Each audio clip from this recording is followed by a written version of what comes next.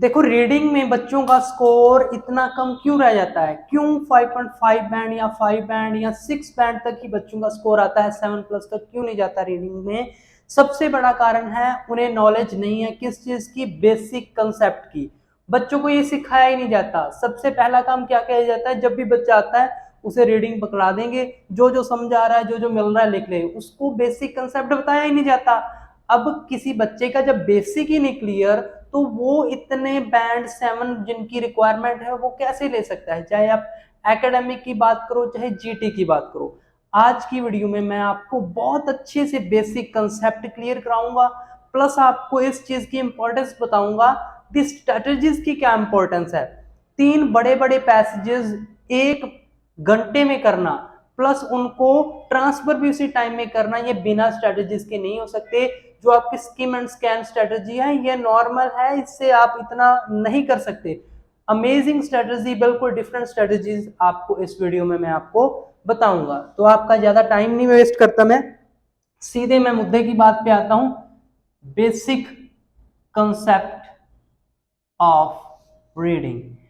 देखो basic concept मैं किस चीज को कहता हूं भी, जब आपको उस चीज की बेसिक नॉलेज पता होगी भी कैसे 7 बैंड तक पहुंचना है। ठीक है, ये तो सबको ही पता है भी, हाँ भी इतने नंबर ले लोगे 27 28 29 चले जाओगे, 30 से ऊपर चले जाओगे 7 बैंड आ जाएंगे, लेकिन वो लेने कैसे हैं वो भी पता है आपको, सही कर दोगे, लेकिन वो सही होंगे कैसे? हर एक चीज का एक क्राइटेरिया होता है, हर एक चीज का एक स्टेप बाय स्टेप वे होता है, वो जानना बहुत जरूरी है। एक फ्रेशर बच्चा कैसे अपने इतने क्वेश्चंस को डील करेगा, कैसे वो सारी चीजें मैनेज करेगा, चलो इस वीडियो में देखते हैं। देखो सबसे पहले मैं बात करता हूं उन 80% स्टूडेंट्स की जो आज के टाइम में स्ट्रगल कर रहे हैं और वो अभी भी इस चीज के पीछे भाग रहे हैं, मुझे तीनों के तीनों पैसेजेस ही करने हैं और मुझे 40 आउट ऑफ 40 क्वेश्चन अटेम्प्ट करने हैं। सारे 80% बच्चे लगभग इस फील्ड में इसी के पीछे भाग रहे हैं, तीनों के तीनों पैसेजेस किसी तरीके से कंप्लीट करूं, 40 क्वेश्चन कंप्लीट करूं, जितने आगे आगे। अब यो बच्चा इस तरीके के साथ सोच रहा है, उसका स्कोर आ रहा है बच्चे 23 24 25 यहां तक, इससे ऊपर वो नहीं जा रहा, यहाँ पे स्टक हो चुका है। चाहे 3 महीने हो गए, 4 हो गए, 5 हो गए, 6 हो गए, साल हो गए, यहीं पे स्टक हो चुका है और इससे ऊपर स्कोर जाएगा भी नहीं, क्योंकि ये वाले बच्चे नॉर्मल स्किम एंड स्कैन जो उनकी नॉर्मल स्ट्रेटजीज हैं उनका यूज कर रहे हैं और तीनों पैसेजेस पे फोकस ऐसे कर रहे हैं, बस तीनों पैसेजेस करो जितने आगे आगे। बिल्कुल गलत तरीका है, ऐसे बैंड नहीं आने वाले। अगर आपको 7 बैंड से ऊपर जाना है, सबसे पहले ये चीज है अपने माइंड से 40 और 40 वाली ये निकालनी पड़ेगी। एक चीज मेरी देखो, आइल्स रीडिंग में 3 पैसेजेस हैं, ये मेरा बेसिक कंसेप्ट में इसको कहता हूं। 3 पैसेजेस हैं। फर्स्ट पैसेज में 1 to 13 क्वेश्चन आते हैं, सेकंड में 14 to 27 क्वेश्चंस आते हैं और थर्ड में 28 to 40 क्वेश्चंस आते हैं। अगर मैं बात करूं मार्क्स की, तो पहले 2 पैसेजेस मेरे 27 क्वेश्चन मतलब 6.5 बैंड का काम यही क्लियर कर रहे हैं। मतलब ये चीज की बहुत कम बच्चों, मतलब बच्चे ध्यान नहीं देते, अगर उनको पता भी है लेकिन वो ध्यान नहीं देते। अगर मैं बात करूं, अगर 6.5 में से इतने अच्छे से बच्चा प्रैक्टिस करे, 6 बैंड एटलीस्ट 2 पैसेजेस में से आ सकते हैं। अब ये वाला आपके पास एज अ बोनस है, जितने ज्यादा इसमें से आप सही करते जाओगे उतना ज्यादा आपका आइल्स का स्कोर बढ़ता चला जाएगा। अब सही वे क्या है तैयारी का?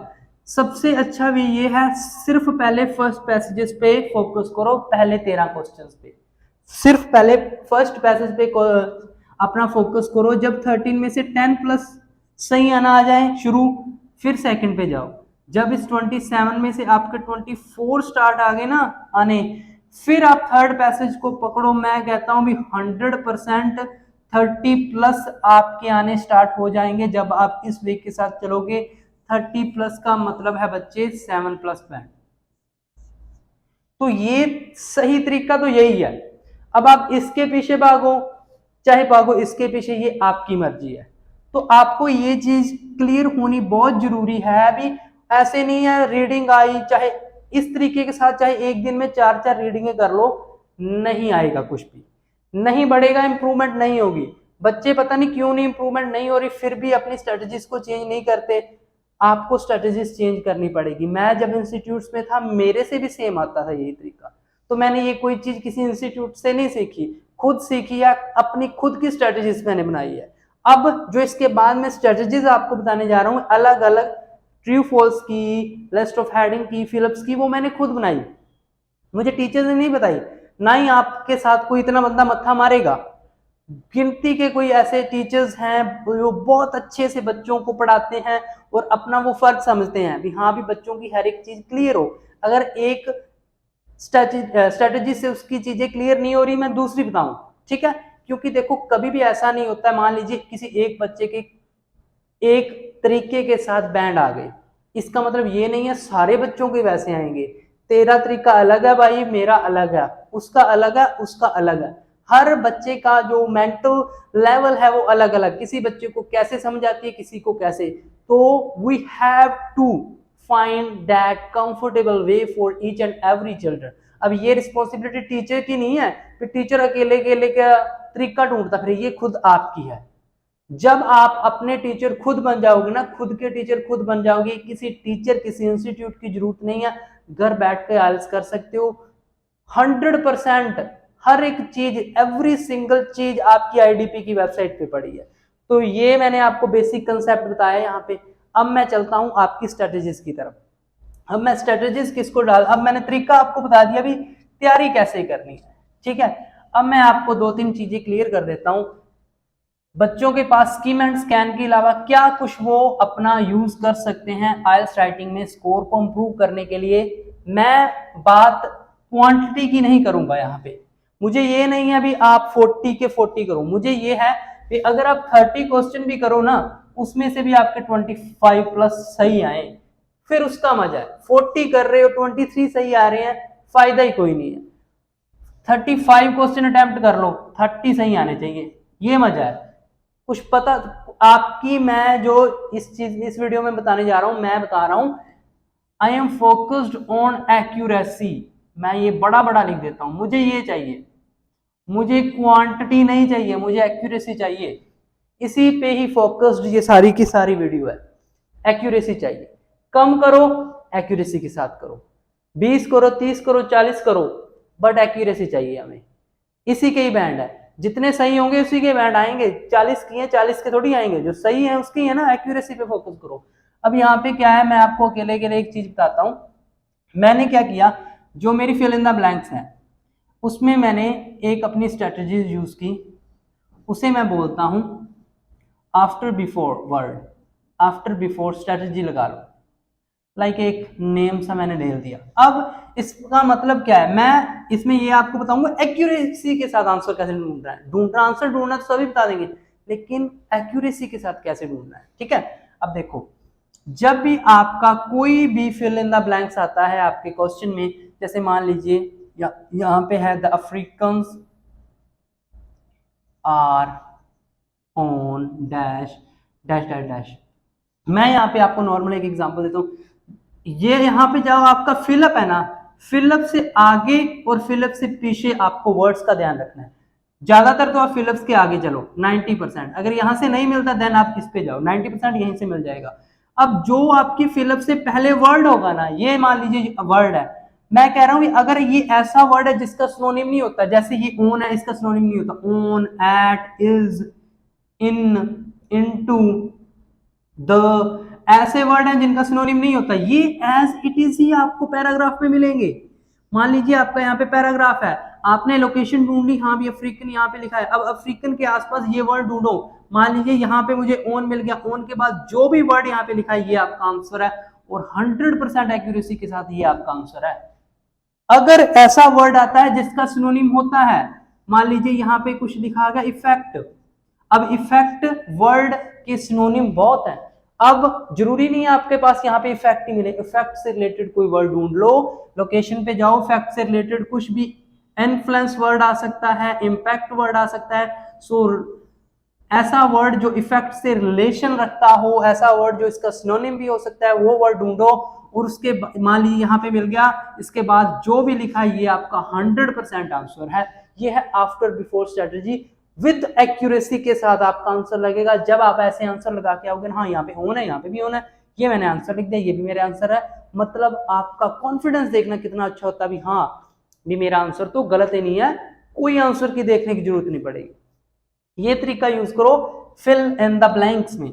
अब मैं बात करता हूं नेक्स्ट, सबसे इंपॉर्टेंट और सबसे जो बच्चों को डराती हैं, list of headings.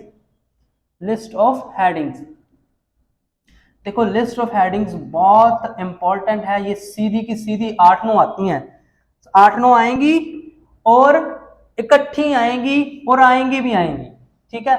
List of heading में प्रॉब्लम क्या है, बच्चों को तरीका सही नहीं पता। अब आपने करना क्या है बच्चे, सबसे पहले आपने लिस्ट है जो आपकी उसको रीड करना है। इसमें जो मैं स्ट्रेटजी यूज करता हूं उसे मैं बोलता हूं विजुअलाइजेशन एंड एलिमिनेशन। ये दो स्ट्रेटजीज इसमें मैं यूज करूंगा। अब मैं क्या करूंगा, जो मेरी लिस्ट है ना उसको मैं इतने अच्छे से रीड करूंगा, चाहे मेरे 5 मिनट ज्यादा यहाँ पे लग जाए, मैं लेकिन इसको अच्छे से रीड करूंगा और विजुअल्स बनाकर रीड करूंगा। मतलब अपनी लैंग्वेज में, अगर मैं पंजाबी में सोचता हूँ पंजाबी में इसको ट्रांसलेट करूंगा। अगर यहाँ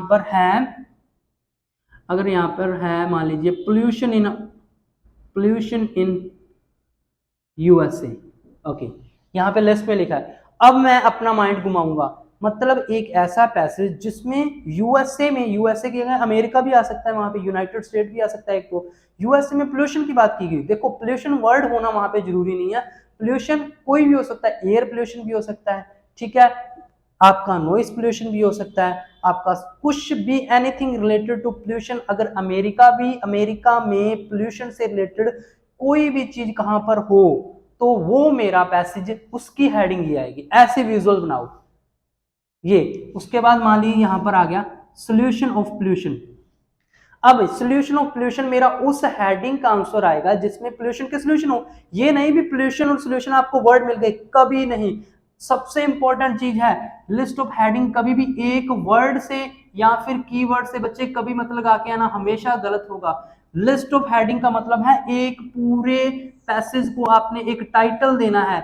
कभी भी टाइटल एक वर्ड से नहीं दिया जाता, टाइटल के लिए आपको कंप्लीट पैसेज देखना पड़ेगा, मैक्सिमम पैसेज किस पे बेस्ड है, ठीक है। कीवर्ड से, एक वर्ड से कभी भी लिस्ट ऑफ हेडिंग में आंसर मत लगा के आना, नहीं सही होगा। आपको प्रॉपर पैसेज का देखना पड़ेगा भी सेंटर ऑफ फोकस कौन सा है, ठीक है। अब मान लीजिए सोल्यूशन ऑफ पोल्यूशन है तो इसमें जरूरी नहीं भी पोल्यूशन वर्ड किसी में आ गया, सोल्यूशन वर्ड किसी में आ गया उसी का ये नहीं, गलत है।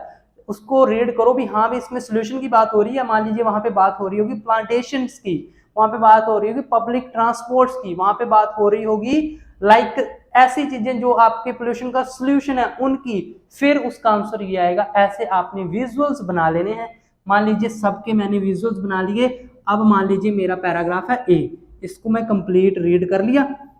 अब मैं वापस आऊंगा यहां पर, इसकी बात नहीं हुई, इसकी बात नहीं हुई, इसकी बात तो नहीं हुई, ये इसकी मुझे लग रहा है यहाँ पे छोड़ना नहीं है, फिर आगे रीड करो, इसकी भी नहीं, इसकी भी नहीं।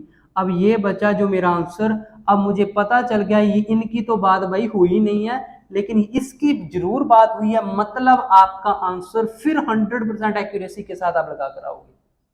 फिर बी पैसेज रीड करो, फिर दोबारा से ऊपर आओ, इसकी नहीं हुई, इसकी नहीं, जितनी बार इसको दोबारा रीड करोगे उतने ज्यादा क्लैरिटी आती जाएगी और उतने ही चांसेस आपके हाई होते जाएंगे लिस्ट ऑफ हेडिंग को एक्यूरेसी के साथ लगाने के। तो ये तरीका आपने लिस्ट ऑफ हेडिंग में यूज करना है अगर आपको अच्छे बैंड चाहिए, ठीक है। देखो लिस्ट ऑफ हेडिंग आपकी डिपेंड करती है आपके कलेक्टिव आइडियाज पे, एक इंडिविजुअल आइडियाज से कभी मत लगाना, ठीक है।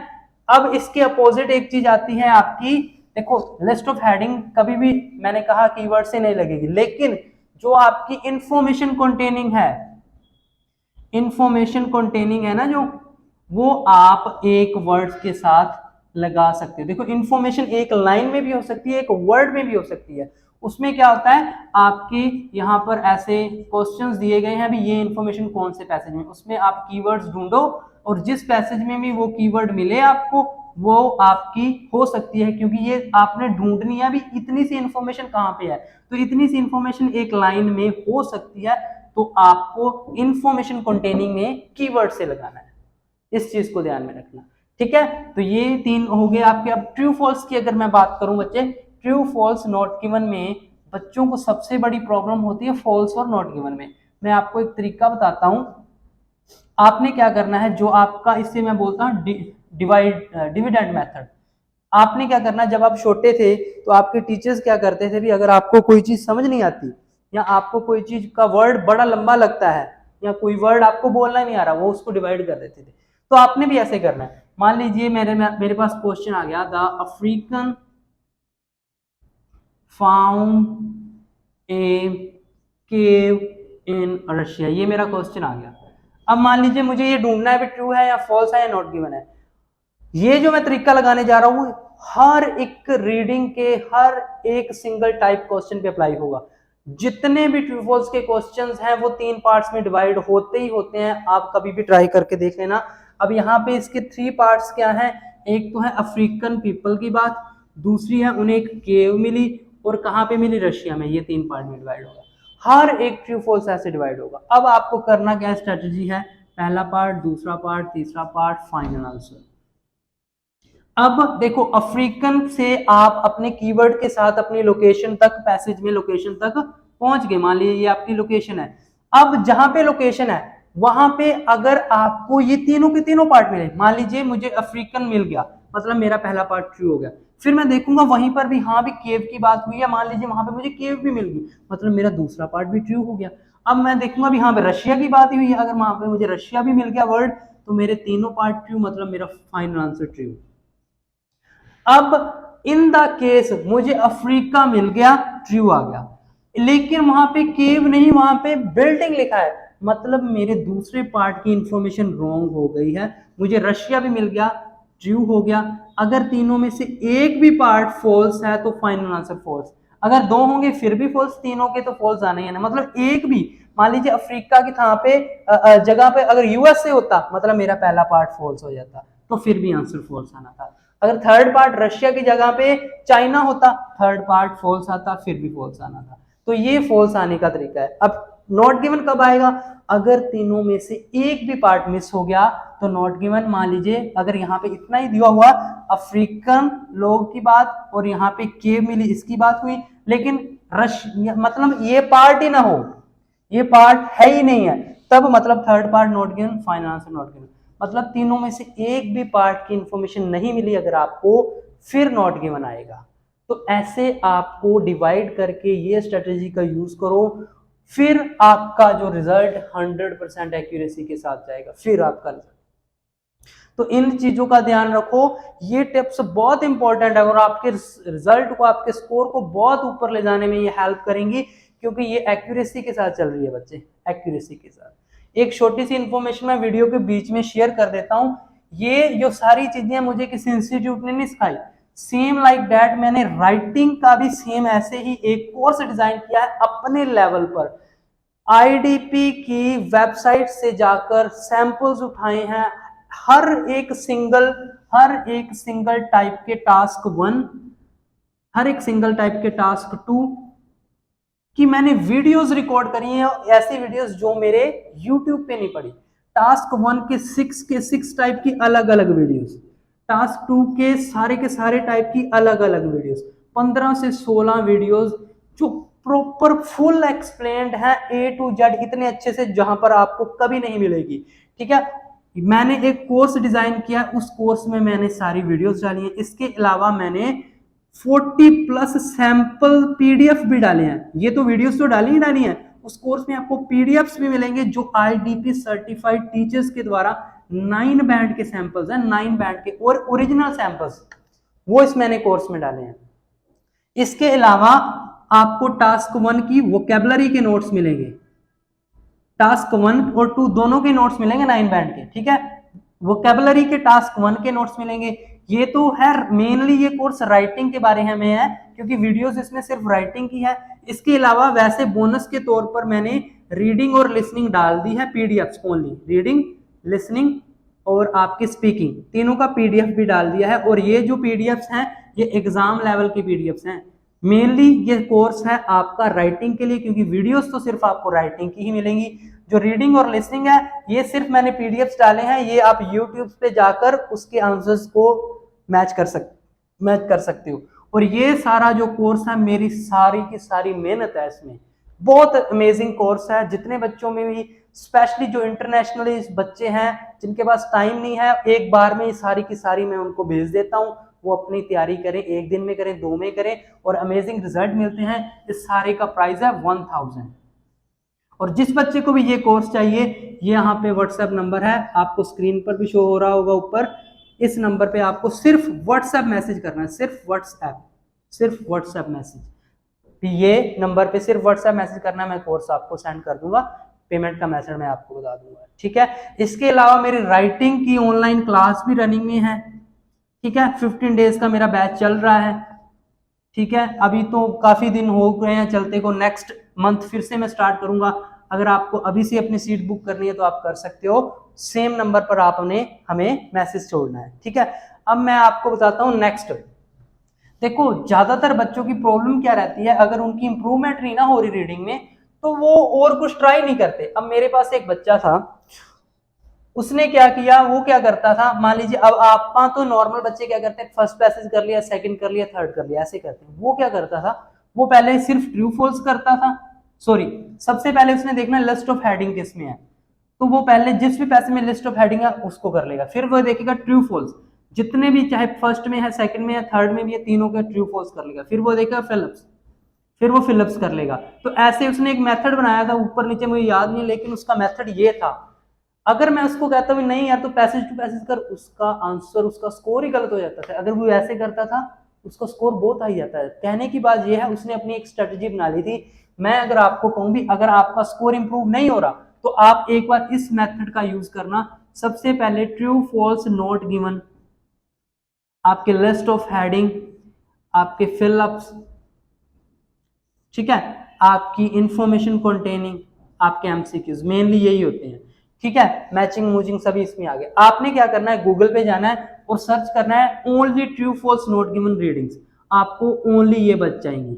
अब होता क्या है बच्चे, true false not given at least 13 to 15 आती है, लिस्ट ऑफ हेडिंग 8 to 9 आती है, फिलअप्स आपके 13 to 15 आती है, इन्फॉर्मेशन कंटेनिंग 6 से 7 आ जाती है, एमसीक्यूज भी आपके 6 से 7, लगभग 40 क्वेश्चन ऐसे आपके डिवाइड है, ठीक है। अब सबसे बड़ा देखो, सबसे बड़ा क्राइटेरिया है आपके फिल इन द ब्लैंक्स, आपके फिलअप्स और आपकी लिस्ट ऑफ हेडिंग। तकरीबन 30 मार्क्स इन तीनों में से आने, ये सबसे इंपॉर्टेंट है, इस पे फोकस पूरा रखना। अगर आपका स्कोर इंप्रूव नहीं हो रहा तो आप गूगल पे जाओ, only true false not given की रीडिंग्स निकाल लो और तकरीबन तकरीबन एक वीक 7 दिन सिर्फ ट्रू फॉल्स नॉट गिवन करो, 7 दिन, ठीक है। सिर्फ ट्रू फॉल्स नॉट गिवन करो, जितने टाइप के भी ट्रू फॉल्स नॉट गिवन, उल्टे पुल्टे जितने भी आएंगे सब इन 7 दिन में कवर हो जाएंगे। फिर लिस्ट ऑफ हेडिंग करो ऐसे ही सेम 7 दिन, ठीक है। फिर फिल इन द ब्लैंक्स करो, इंफॉर्मेशन कंटेनिंग और इनको 5-5 दिन में कर लो। जब ये आपके 7, 7, 21 और 10, जब एक मंथ पूरा हो जाएगा ना, इसको एक चैलेंज ले लो, जब एक मंथ बाद दोबारा आप मिक्स रीडिंग करोगे ना, फिर आपका स्कोर देख लेना और एक मंथ ये इससे पहले वाला स्कोर देख लेना, दिन रात का अंतर मिलेगा। क्योंकि इसमें क्या होता है भी, आपके जितने भी टाइप के लिस्ट ऑफ हेडिंग है, जितने भी टाइप के फिलअप्स है, सब कवर हो जाते हैं।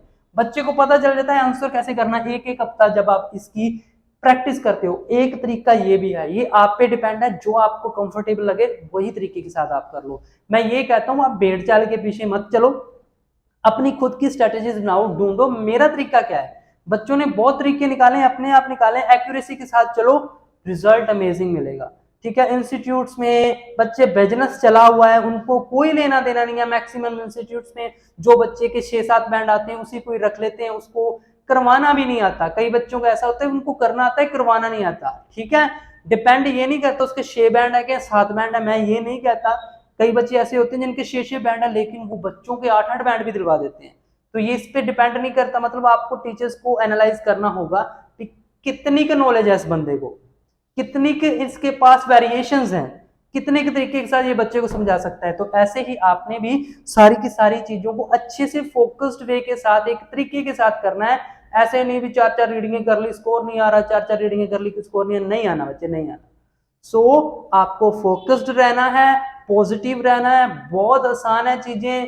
मैं कहता हूँ मेरी क्लासेस में जो बच्चे हैं उनको मैं मोटिवेट करके रखता हूँ, कुछ नहीं है इसमें, ऐसे ही निकल जाएगा। तरीका है, करवाने वाले को अगर आता है तो बच्चे जरूर करके जाएंगे। तो आज की क्लास यहीं पर थी। तो कोई भी आपको प्रॉब्लम है तो आपको अच्छे से मुझे कमेंट कर देना है, आपकी प्रॉब्लम सॉल्व होगी। दोबारा से मैं नंबर लिख रहा हूँ, किसी को भी राइटिंग का कोर्स या क्लास ज्वाइन करनी हो 8168321916, only WhatsApp message, only WhatsApp message, number आपको दे दिया गया है, इंक्वायरी आप यहाँ पे सेंड कर सकते हो। थैंक यू सो मच, मिलते हैं नेक्स्ट वीडियो में।